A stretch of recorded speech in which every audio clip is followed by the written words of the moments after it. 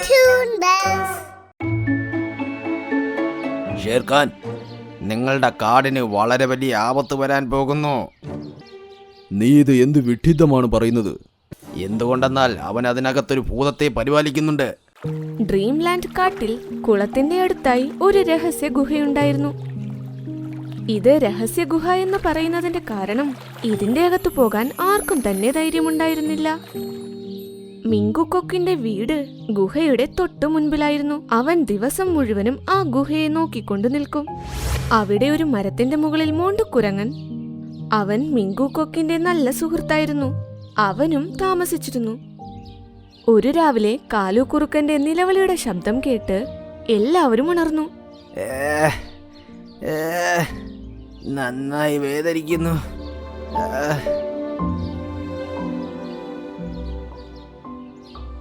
അയ്യോ, ഇത് കാലുകുറുക്കന്റെ ശബ്ദമാണല്ലോ.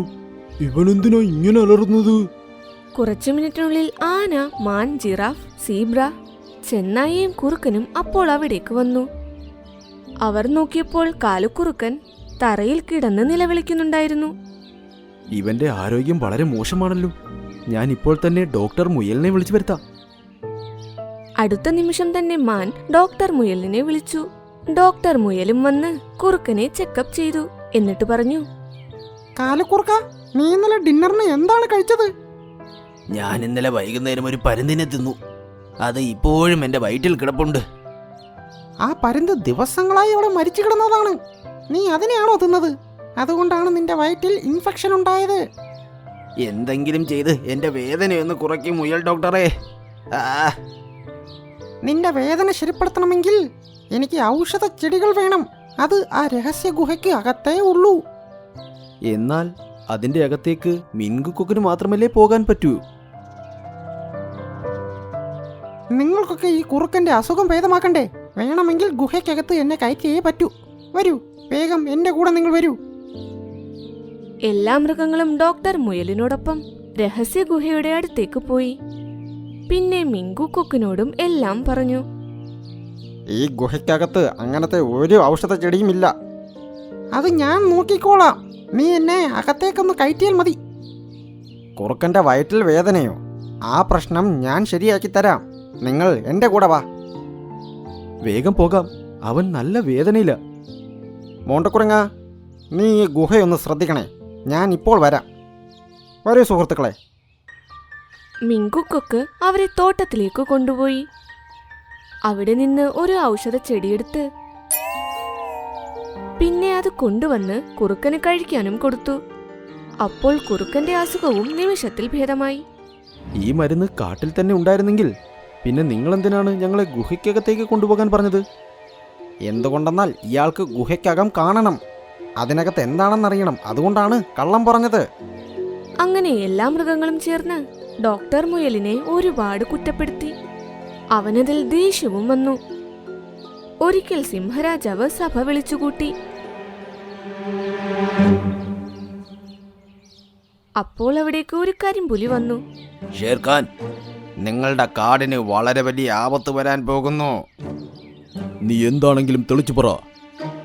നിങ്ങളുടെ കാട്ടിൽ ജീവിക്കുന്ന മിങ്കുക്കൊക്ക് അവൻ എന്തോ വലിയൊരു ആസൂത്രണം ചെയ്യുകയാണ്. നീ ഇത് എന്ത് വിഡ്ഢിത്തമാണ് പറയുന്നത്? ഞാൻ സത്യമാണ് പറയുന്നത് ഷേർഖാൻ. അതുകൊണ്ടാണ് അവൻ ആ ഗുഹയ്ക്കകത്തേക്ക് ആരെയും കയറ്റാത്തത്. എന്തുകൊണ്ടെന്നാൽ അവൻ അതിനകത്തൊരു ഭൂതത്തെ പരിപാലിക്കുന്നുണ്ട്. സത്യത്തിൽ മിങ്കുക്കൊക്കിന് ഈ രാജ്യത്തിൻ്റെ രാജാവായാൽ കൊള്ളാമെന്നുണ്ട്. അതുകൊണ്ടാണ് അവൻ ആ ഭൂതത്തെ പരിപാലിക്കുന്നത്. എന്നാൽ നിങ്ങളുടെ മുൻപിൽ നല്ലവനായി അഭിനയിക്കുന്നു. നാളെ ആ ഭൂതത്തിന് 2 വയസ്സാകും. അവൻ തിന്നാനും തുടങ്ങും. നിങ്ങൾക്കറിയാമോ, അവൻ്റെ ഫേവറേറ്റ് ആഹാരം കാട്ടിലെ മൃഗങ്ങളുടെ മാംസമാണ്. അടുത്ത ഒരാഴ്ചക്കുള്ളിൽ അവൻ ഗുഹയ്ക്കകത്തിരുന്ന് കഴിക്കാൻ തുടങ്ങും. അവന് കഴിക്കാൻ കൊടുക്കുന്നതും മിങ്കുക്കൊക്ക് നിങ്ങളുടെ കാട്ടിലെ ഓരോ മൃഗങ്ങളെയും വെച്ച് ചെയ്യും. അതിനുശേഷം ആരൊക്കെ ഗുഹയിൽ നിന്ന് വെളിയിലേക്ക് വരുന്നോ അവരെയും കൊന്നു തിന്നും. അങ്ങനെ മിങ്കുക്കൊക്ക് ഈ കാടിൻ്റെ രാജാവുമാകും. പിന്നെ നിങ്ങളെല്ലാവരും അവനെ സേവിച്ചിവിടെ ജീവിക്കേണ്ടി വരും. ഞാൻ നിന്റെ വാക്കുകളെ വിശ്വസിക്കുന്നതേയില്ല. നല്ലത് വേണമെങ്കിൽ നീ ഇവിടെ നിന്ന് ഓടിക്കൂ. ശരി, ഞാൻ പോവുകയാണ്. പക്ഷേ നിങ്ങൾക്ക് ബുദ്ധിമുട്ട് വരുമ്പോൾ അപ്പോൾ നിങ്ങൾക്ക് ഞാൻ പറഞ്ഞത് മനസ്സിലാകും. ഇങ്ങനെ പറഞ്ഞ് കരിമ്പുലി അവിടെ നിന്നും പോയി. അടുത്ത ദിവസം വൈകുന്നേരം ചോട്ടുമാൻ അവന്റെ വീട്ടിലേക്ക് വന്നപ്പോൾ അവന്റെ കുഞ്ഞിനെ കാണാതായത് അവൻ മനസ്സിലാക്കി. അയ്യോ, എന്റെ കുഞ്ഞിത് എവിടെ പോയി? എവിടെയാണോ അവന്റെ മകൻ ഉറങ്ങിയിരുന്നത് അവിടെ കൊക്കിന്റെ തൂവൽ കണ്ടു. ഷേർഖാൻ, എന്റെ കുഞ്ഞ് കൂട്ടിൽ നിന്നും മാഞ്ഞു പോയി. പിന്നെ എന്റെ വീടിന്റെ മുൻപിൽ മിങ്കു കൊക്കിന്റെ തൂവലുണ്ടായിരുന്നു. അതിന്റെ അർത്ഥം ഇവനാണ് എന്റെ കുഞ്ഞിനെ കൊണ്ടുപോയത്. ഇല്ല, ഞാനിതൊക്കെ എന്തിനു ചെയ്യണം? അവർക്കിടയിൽ തർക്കമുണ്ടായി. എന്നാൽ ആർക്കും മിങ്കു കൊക്കിനെ കുറ്റപ്പെടുത്തണമെന്ന് തോന്നിയതേയില്ല. എന്നാൽ അതിനുശേഷം ഒന്നൊന്നായി കാട്ടിൽ നിന്നും മൃഗങ്ങൾ മാഞ്ഞു പോകാൻ തുടങ്ങി. അവർ നിന്നിടത്തെല്ലാം കൊക്കിന്റെ തൂവലും കിടപ്പുണ്ടായിരുന്നു. അങ്ങനെ കാട്ടിലെ എല്ലാ മൃഗങ്ങളും ഒരുപാട് പേടിച്ചു. മിങ്കുക്കൊക്കെ, ആൾക്കാർ മാഞ്ഞു പോകുന്ന എല്ലാവരുടെയും വീട്ടിൽ നിന്നും അവിടെയെല്ലാം നിന്റെ തൂവൽ കാണാൻ സാധിച്ചിട്ടുണ്ട്. അതിന്റെ അർത്ഥം ആ കരിമ്പുലി എന്നോട് എന്തൊക്കെ പറഞ്ഞോ അതെല്ലാം സത്യമായിരുന്നു. ഇങ്ങനെ കേട്ടപ്പോൾ മിങ്കുക്കൊക്കിന് തന്നെ ന്യായീകരിക്കാൻ സാധിച്ചതേയില്ല. മിങ്കുക്കൊക്കിനെ തടവറയിലാക്കാൻ വിധിക്കുന്നു. മിങ്കുക്കൊക്കിനെ അങ്ങനെ തടവറയിൽ ബന്ധിച്ചു. അവിടെ മൂണ്ടുകുരങ്ങനും മിണ്ടാതെ അവന് 2 നേരം ഭക്ഷണം കൊണ്ടുവന്ന് കൊടുക്കുമായിരുന്നു. എന്നാൽ ആ സംഭവത്തിനു ശേഷം കാട്ടിലെ ഒരു മൃഗങ്ങളും മാഞ്ഞുപോയതേയില്ല. നന്ദി കരിമ്പുലിയോട് പറയണം. അവൻ നമുക്ക് ആദ്യമേ താക്കീത് തന്നതാണ്. അന്ന് തന്നെ ഇത് കേട്ടിരുന്നെങ്കിൽ നമുക്ക് ഈ അവസ്ഥ ഇന്ന് വരില്ലായിരുന്നു. അപ്പോൾ കരിമ്പുലി ഒരു വേട്ടക്കാരനോടൊപ്പം അവിടേക്ക് വന്നു. അയ്യോ, ഇത് ഒരു വേട്ടക്കാരനല്ലേ? കരിമ്പുലി, നീ ഇയാളുടെ ഒപ്പം എന്തു ചെയ്യുന്നു? ഈ കരിമ്പുലി എന്റെ സുഹൃത്താണ്. ഇവൻ ഇതുവരെ എന്തൊക്കെ പറഞ്ഞോ അതെല്ലാം ഞാൻ അവനെ കൊണ്ട് പറയിച്ചതാണ്. എന്നുവെച്ചാൽ? ഞാൻ അടുത്തുള്ള ഗ്രാമത്തിലെ വേട്ടക്കാരനാണ്. എന്റെ അച്ഛൻ ഒരു യന്ത്രം കണ്ടുപിടിച്ചിരുന്നു. അതുപയോഗിച്ച് ഒരേ സമയം ഒരുപാട് വേട്ടകൾ നടത്താം. അദ്ദേഹം അതുപയോഗിച്ച് ഒരുപാട് വേട്ട നടത്തി. അതേസമയം കാട്ടിലെ എല്ലാ മൃഗങ്ങളും അദ്ദേഹത്താൽ ബുദ്ധിമുട്ടിയിരുന്നു. അദ്ദേഹത്തെ നോക്കി അവർ കരഞ്ഞാൽ പോലും വെറുതെ വിടില്ലായിരുന്നു. അദ്ദേഹത്തിന്റെ ദുഷ്ടതയാൽ ശല്യം തോന്നി. അവർ പോയി സിദ്ധനായ മാന്ത്രിക കരടിയോടെല്ലാം പറഞ്ഞു. അങ്ങനെ ഞങ്ങളുടെ മുകളിൽ ഒരു ശാപം വീണു. ഞങ്ങൾ വേട്ടക്കാരെ അന്നു മുതൽ കൊക്കുകൾക്ക് വളരെ എളുപ്പത്തിൽ കൊല്ലാം. അങ്ങനെ മിങ്കു കൊക്കിന്റെ അച്ഛൻ എന്റെ അച്ഛനെ കൊന്നു. അന്നു മുതൽ ആ യന്ത്രം ആ ഗുഹയുടെ അകത്താണ് വെച്ചിരിക്കുന്നത്. അതിന്റെ യജമാനൻ ആദ്യം മിങ്കുവിന്റെ അച്ഛനായിരുന്നു. അതിനുശേഷം അത് മിങ്കു നോക്കാൻ തുടങ്ങി. എനിക്കും ഒരു വാശിയുണ്ടായിരുന്നു. എന്റെ അച്ഛനെ കൊന്നതിന് പ്രതികാരം ചെയ്യാൻ ആ യന്ത്രം ഗുഹയ്ക്കകത്തു നിന്നും വെളിയിലേക്ക് കൊണ്ടുവരാൻ ഞാൻ ഉറപ്പിച്ചു. ഇത് കേട്ട് എല്ലാ മൃഗങ്ങളും പേടിച്ചു വിറച്ച് പരസ്പരം മുഖം നോക്കാൻ തുടങ്ങി. അവരുടെ പേടി പറഞ്ഞറിയിക്കാനേ പറ്റില്ല.